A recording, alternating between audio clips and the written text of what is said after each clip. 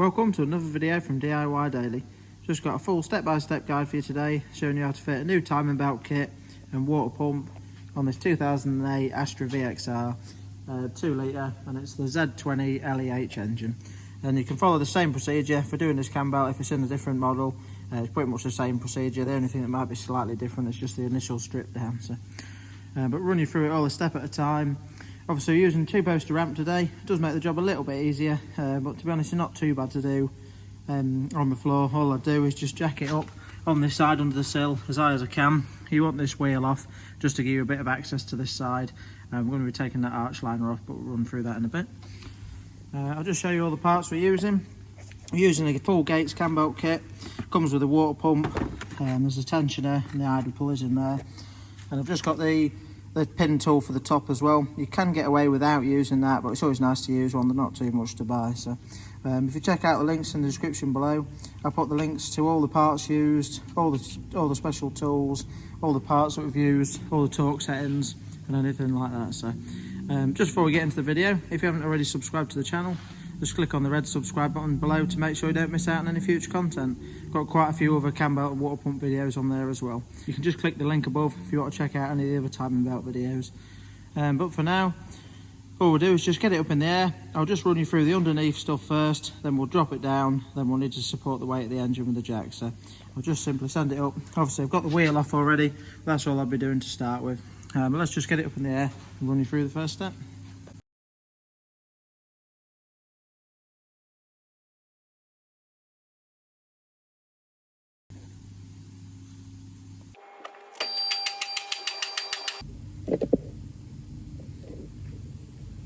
So now that I've got it up in there, obviously the wheel's off already. The first thing we're going to do, we just need this part of this lower section of the liner off. You can see this one's been damaged before, someone's actually put a cable tie through there. So we're just going to snip that off. I think there might be a screw underneath there, but we'll have a look in a minute. But then just coming underneath, you've got 2 Torx screws under there as well. And you're just going to want a Torx 25 to get them undone. So we'll just get that off first.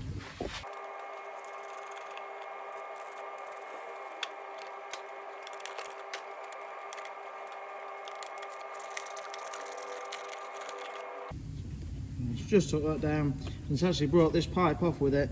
All this pipe does is just pop onto the bottom of the airbox. So just make sure you just clip that up as you're putting it back together. Right, we've got that out. We're just going to take the alternator belt off. It's really straightforward. This is the tensioner just there, and all you need, you've got a 15mm spanner. You just put that on the tensioner, and all you do is just turn that in that direction there, and you can see as you do that, that slackens the belt off. So if you just turn that, hold it there, and then pull the belt off.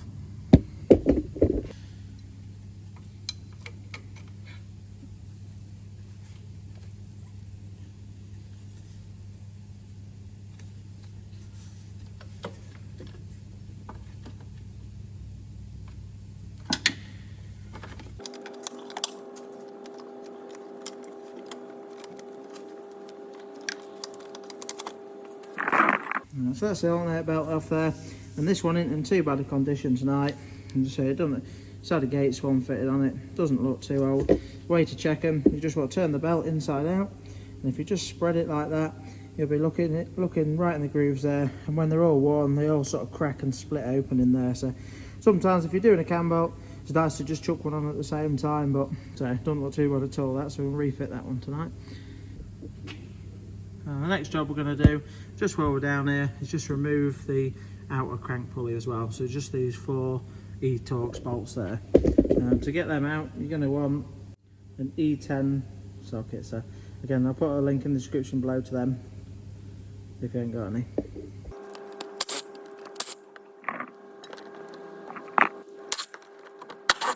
Now we've undone all the bolts. Just one little thing to be aware of, because it does have a it's always something you should always check on crank pulleys. It does have a locator. There should be a pin on the crankshaft there. It might not be, but it has got an hole there, so it's a good sign that it does line up with the locating hole. So just need to make sure when you're putting that back on, you do line it up as well. Now when you've undone the bolts, sometimes they can be a little bit tight. If you need to crack it off, best sort of way of doing it is you've got a copper hammer and just giving it a couple of light taps. Sometimes spray a bit of WD-40 around the inside there. It should come off not too bad. Just give it a quick go now.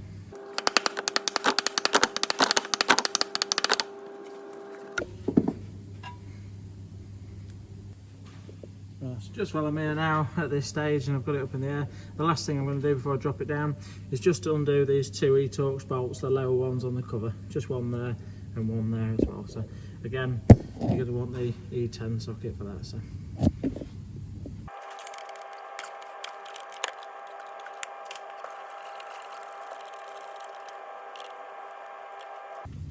So that's most of the work done that we're going to do from underneath for now. I'm just going to show you quickly, just before we drop it down, I'm going to need to jack it up on the bottom of the sump. So I've got a low level jack. You know, you just want to be putting like a pad under there. I've got a piece of wood, just so you don't want it too sharp where you can lift it on the sump and dent the sump in. So, we'll drop it back down and then we'll show you the on top bits.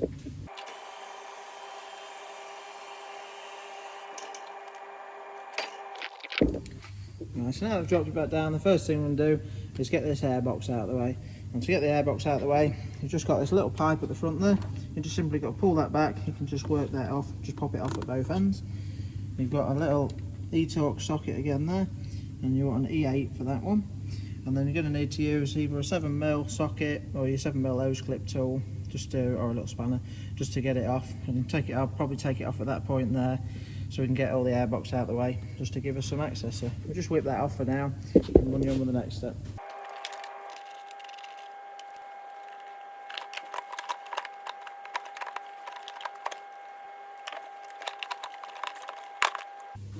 So we've now got the airbox out of the way. They're a little bit tight. It just slides in and just runs into that groove there. Sometimes they can just be a little bit tight to get out. You'll just find, just work it a little bit and you'll just get it in the right bit that'll allow you just to slip it out. So I did just have to take out the airflow meter as well. Just sat that side, so I just undid it at the second hose clip, just so I didn't risk damaging it, that's all. But now that we've done that, next thing we're going to do is just get the jack and just rest it underneath the sump pan and just lightly jack it up just to take the weight of the engine. Just get that one.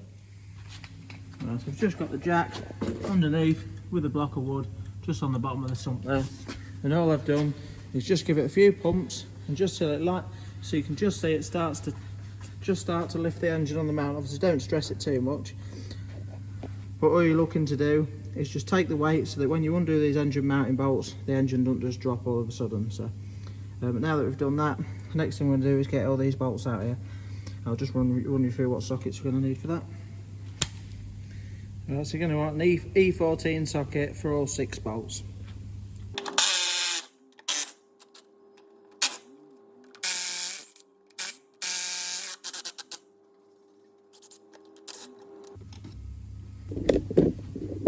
So that's the engine mounting out of the way.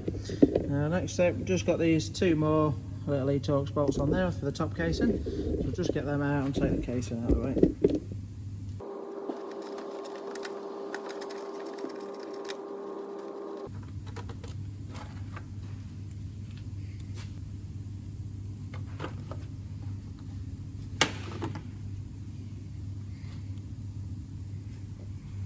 So now we've got both engine covers out of the way, we can see all the cam belt now.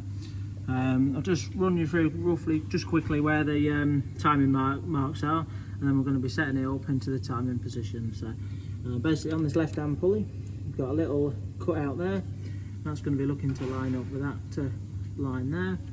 You've got an arrow on this one, which will line up with the arrow there. And then coming down to the crank pulley, yeah, I'd say someone's paint marks right on the line before, but I'm pretty sure, just double check in a minute, but the groove's there where someone's put a paint mark on, and that should line up with there. So you do get 2 full rotations of the crank to one of the cam, so you might find that you could have this lined up and your camshafts are 180 degrees out. So if that's the case, you might just have to do another full rotation. What we're going to do now is just put a socket on here. Normally I like to use a socket with a big extension on it coming outside the wheel arch, so that I can turn it over while standing outside, and you can just have a look at your 2 camshaft pulleys at the same time, so you can line them up. But we'll just spin that over now. You always want to be turning the engine over the way that it runs in a clockwise position, so it's not really advisable to turn it backwards. But we'll just spin it over now into the timing position, and you can either just paint mark it or just put this locking tool in. But it's always nice to use the locking tool because it just stops the cam pulleys from springing, so it just makes it a little bit easier to fit. If you check out the link in the description below, you can get that timing, the holding tool, for about 15 quid, I think so. You just want 17mm socket for the crankshaft pulley.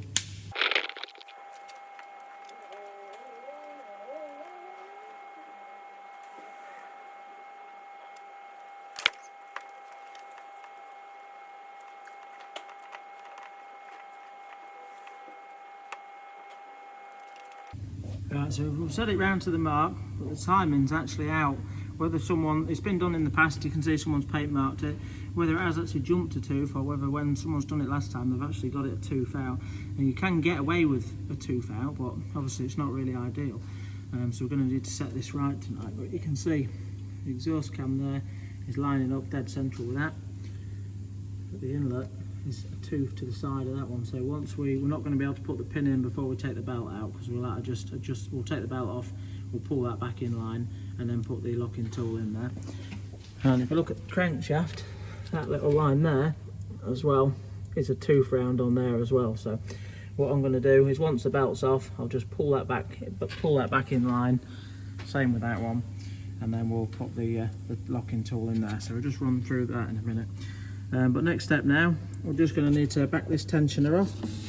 So if we just undo this bolt there on the tensioner, we'll be able to put an Allen key and slacken the tensioner back, turn it anti-clockwise I think it is, and then we'll be able to pull the belt off. So we'll just do that now.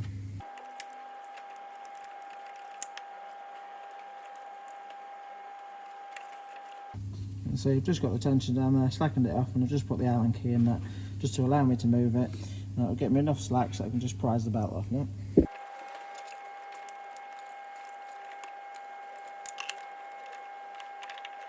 That's the cam out there. I mean, it does seem to be quite warm. I can't see any branding on it at all, so there is a chance that it has just got worn and actually slipped a tooth. And when you look at it, when you're pinching it up, you can see really that it has started to just flat the edges a little bit on it and does look quite worn. So probably ideal that we're changing that one tonight. So all I'm going to do next is just adjust this left-hand pulley to line that arrow up, bang in line with the mark on there. I'm just going to slide this holding tool in. Basically that just locks in between the pulleys. So just adjust that now to get it timed up, bang on. And I just want a Torx 50 socket to adjust the pulley.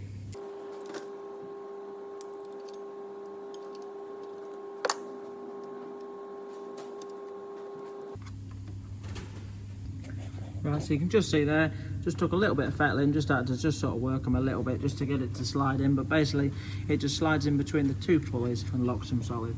But you can see we've got the inlet lined up bang on there with that, and the exhaust is bang on there as well. So just moved it. You can move it by hand, it's really easy to move the crank.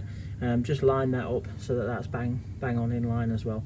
Might just want slightly tweaking, but no, I think that's about there. But you'll see as you're putting your belt on, when we get around to that, it might just move slightly, and just to make sure you keep that in the right place, that's all.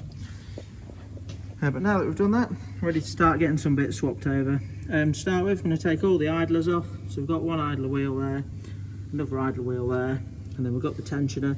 Fully undo that 13mm bolt, and we can take the tensioner out of the way.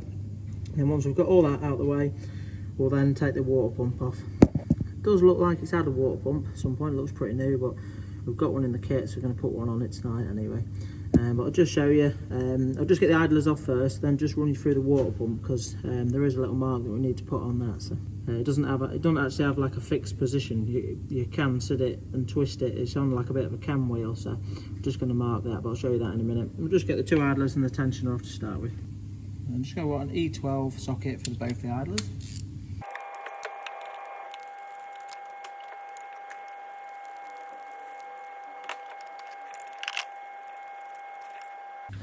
Right, so now that we've got the idlers off, we're ready, and the tensioner, we're ready to drop the water pump off. Obviously when doing the water pump we are going to lose quite a bit of coolant. Holding the water pump on, you've got 3 Allen bolts. You want 6mm Allen key for them. Basically because this water pump's on a big cam wheel, all I'm going to do is just mark the casing just at the back there next to that, so that when I fit the new one in, I can just see what position it sits to. I'll just probably put one mark on there and another one in line just above where that sort of hole is, so you can just see. I'll just put it on about the casing about there, and then I know that that's roughly where I'm lining it up with. So if you look at the water pump, you can just see it's like a big cam there, so you can actually just sit it in and put it in any position there. So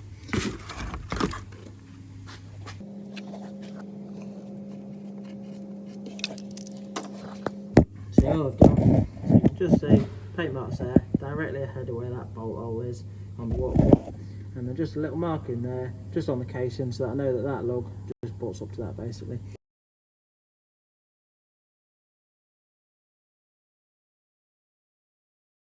Now that I've done that, I'm just going to use like a little catch tray underneath just to catch all the antifreeze, but I'll crack all these Allen bolts off now.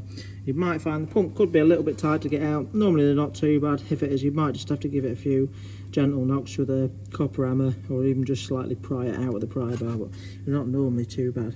But we'll have a go, see how it comes out.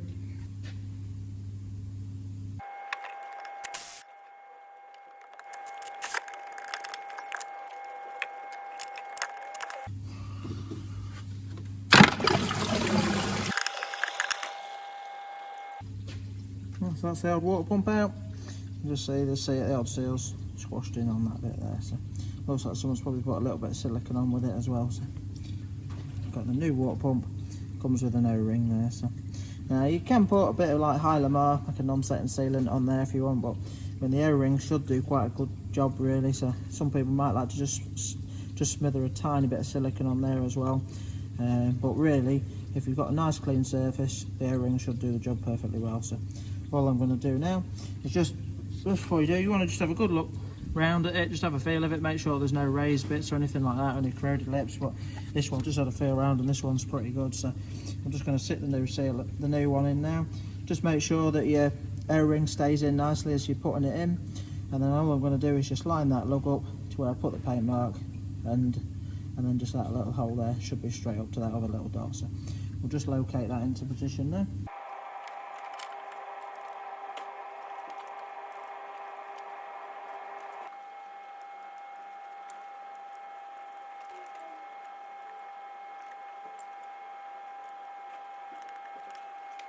Let's just run the water pump in now. Just lightly nipped all the Allen bolts by hand. I'm just going to torque them up next. And the correct torque setting is 25 Newton meters. I'll just show you. It's a good job we just marked it against that peg. I'd always like to mark it against that peg as well. It's just this pump's actually slightly different, and it's got like a hex centre on it so that you can adjust it. And the actual that dot hole there doesn't actually. It's just a basically that's for if the water pump fails. It's just to run off a little warning sign that your pump bearings failed. It's actually in a different place, so it would have been no good lining that one up with that hole. But this marker peg there is always in the same place on all the pumps. So obviously I've just lined the pump up so that the edge there just meets against where I'd put that paint mark on there. So, and you can just roughly see as well, if you just line your old pump up where it's sitted, because it's on a cam wheel, if you just twist it, it'll either come closer this way or closer that way, and that's just sat bang on about in the same position it was. So all I'm going to do now is just nip them 3 bolts up, 25 Newton meters, and then I'll just give it a quick wash off with some brake cleaner. It's just cause antifreeze, it's a lubricant as well. You don't really want that on any of the pulleys or anything like that, so we'll just nip that up, wash it off, then we can get on to putting the idlers and tensioner on. I'm using digital torque wrench. You don't have to use a digital one, any one will do, but if you're not using a torque wrench, 25 Newton meters is not that much. It's just a bit more than a light nip really.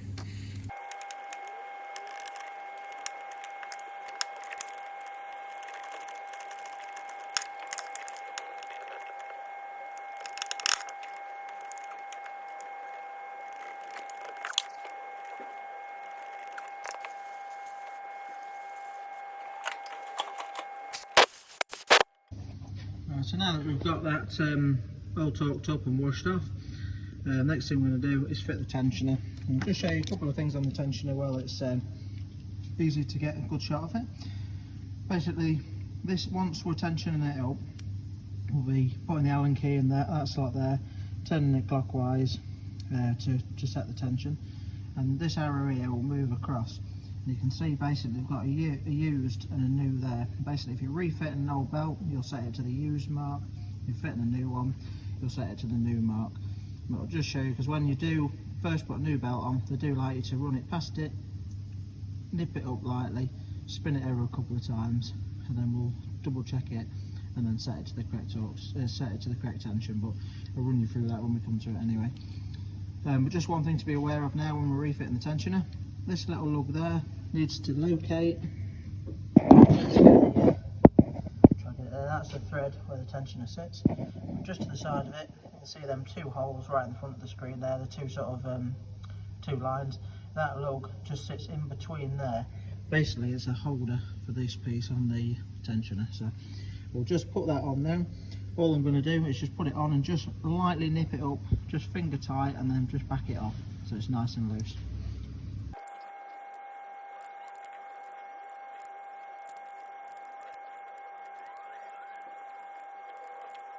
Next we're going to fit the first of the idler pulleys, and the torque setting for this one's 20 Newton meters.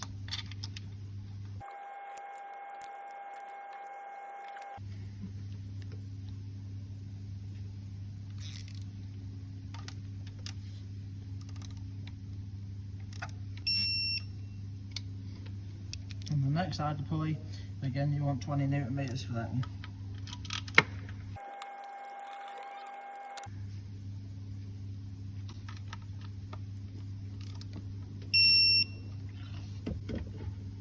So now that we've torqued all them up, we've got everything back on. Next thing we're ready to do is fit the cam belt. Now when fitting the cam belt, sometimes they have arrows on them, but if they haven't got arrows on them, you always want to be fitting them so that you can read the writing as it's going in the direction it's turning over. So I'll be fitting this tonight in that direction there, like that.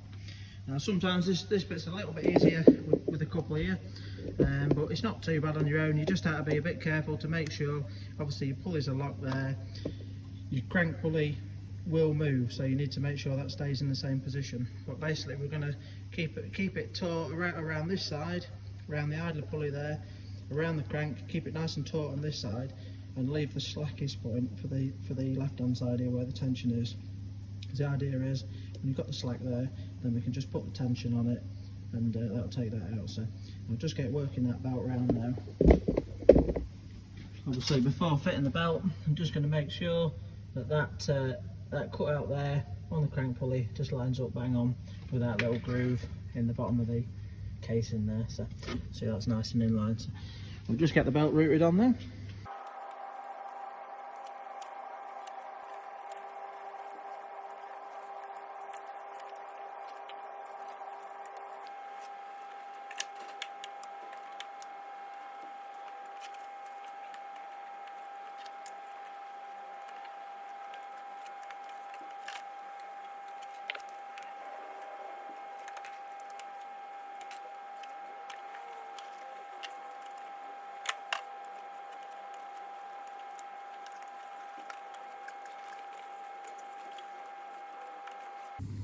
Right, so that's the belt all on now. It's a little bit fiddly on your own. If you've got two here, it does make it a little bit easier, especially because it's got a few loops around some of the pulleys here. But it just helps with a couple of here. Someone can sometimes hold it on at the bottom, or you're sort of working it around at the top, but just a little bit of a tight one to get on. But once it's on, obviously just make sure, I mean these can't go far out, I just had to tweak these slightly just to get the belt on. Obviously just check these are still in line, check your crankshaft's still marked up.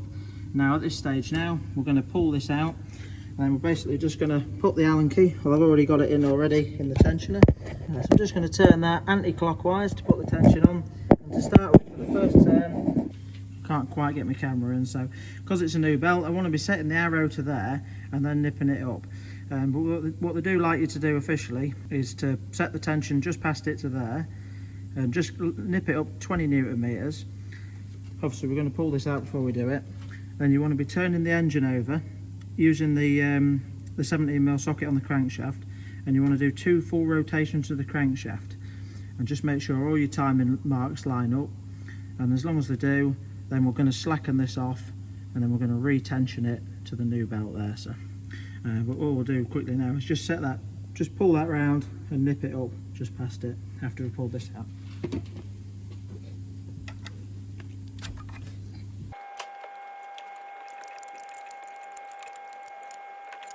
Just nip that. I haven't done it right to the bare end, I've just put the arrow just nearly there, just a little bit, basically just to put a bit more tension on it, than it actually needs. So just going to spin it over twice now at that, make sure all the marks line up, and if they do, then we'll slacken that off and retension it.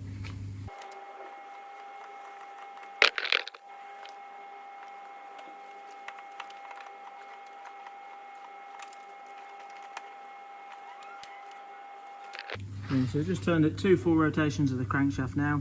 You can see the 2 top cam lines line up bang on there. And the crankshaft line is bang on as well, so it's absolutely spot on. All I'm going to do now is just slacken this bolt off, basically just knock the tension back slightly and then just put it on and just line the arrow up, this time with where the new belt arrow should be, and then we'll torque it up properly to 20 Newton meters, and then we're ready to start putting some things back together.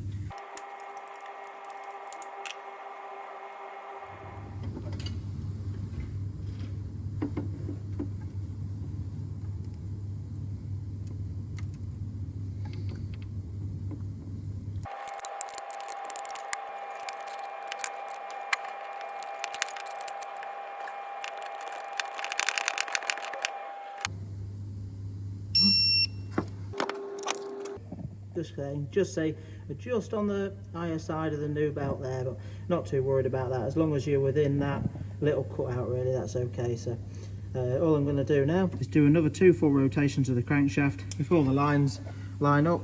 We're absolutely bang on, and then we can start putting things back together. As long as that's all right, I'll just fly through putting it back together and then run you through bleeding the cooling system at the end. But as you can see, the main part of the cam belt's all done now. I thought I'd share the video with you all. Didn't see many on there, so hope you liked it. And if you did, subscribe to the channel. Let's just wang this over a few times now and just see if it lines up.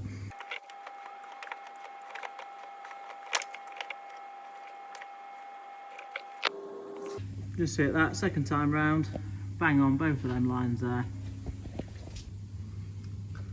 And the same on the crankshaft as well. Just turning it over by hand as well, it's always just a bit of a sort of precautionary. You just know that if you turn it over and it doesn't lock up, that there's no way that your timing's out and your valves are going to make contact. So just a bit of a double check sort of procedure. So but that's bang on now. So all we're going to do is just put it back together just as we took it apart, and then I'll run you through bleeding the cooling system up and just striking it up. So I'll just fly through putting it back together quick. Now, just one thing that I haven't said at this stage. Before just carrying on, it's always worth just taking your header tank cap off. I'm just going to fill it up with antifreeze, and it just gives it a chance, while I'm putting everything back together, it just gives it a chance to let the coolant run through and get into the system.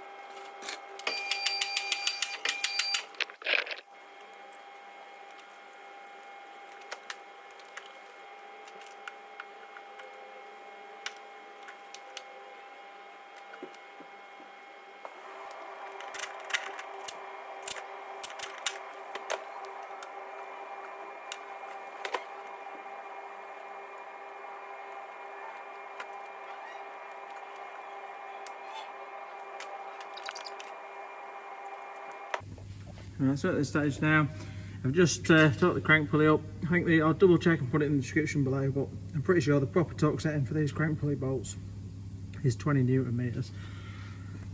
Now, just to show you, sometimes this one ain't too bad, but sometimes the routing can be a bit confusing on the auxiliary belt, but I'll just show you it quickly if you're struggling with it or anything. But so you're around the aircon pump there, around the crank pulley, up and over the tensioner, over to the alternator, and then back down over to the aircon pulley there. So I'm not going to put this cover on yet, I'll just give it a quick wash off with some brake cleaner, but I always like to just give it a clean down. I'm just going to leave that off for now, and then once we're ready to strike it up, I'll just leave it running.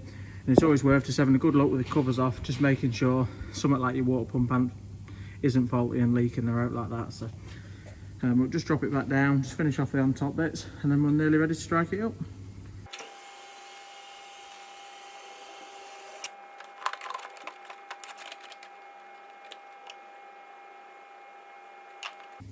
So at this stage now, everything's pretty much back together, other than just that tray underneath, that sort of partial arch liner, just with that little pipe on it to the airbox.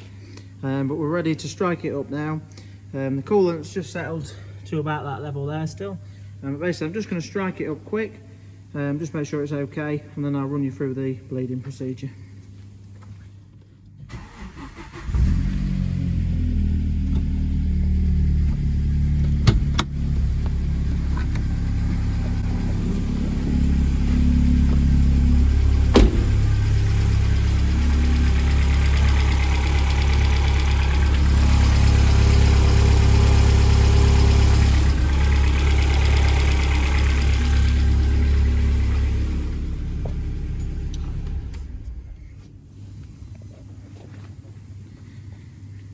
You can see that struck straight up there, everything sounded nice. All you're looking to do is just strike it up, just make sure it sounds okay. If it does, I've just turned it off for the video so you can hear me speaking. But basically all I do now, the first thing I normally check is just make sure that the alternator belt, just have a good look at it, just make sure it's running true, and make sure it's, can't quite see it through here very well, just make sure it's running true on all the pulleys, it's not slightly off one of the edges or anything like that. And we'll leave it running to get it warm. Put your heater onto full hot and the blowers on full, and then all you want to be doing is leaving it running for a good 5-10 minutes with the coolant cap off. Just keep an eye on the level, just keep it topped up. You might find that will just settle a little bit and the level will drop. Now I can't find a bleed screw on this, but if I do find one, or there's a different way of bleeding it, I'll just update you in the description below. But basically leave it running for a good 5-10 minutes with the cap off, then you can put the cap on, give it a run, just let it go cold, and then recheck your coolant level, because you might find either in the morning or after you've been for a run, the level might just drop a little bit as it just clears the last bit of air out. So, but yeah, as you can see, not too bad a job really on these Vauxhalls. There's quite a bit of room. Thought I'd share the video with you all. Hope you liked it. If you did, give it a quick thumbs up and subscribe to the channel, and don't forget to check out the links in the description below for all the tools and parts used and all the torque settings, and check out any of the other videos. But yeah, thanks for watching, see you next time.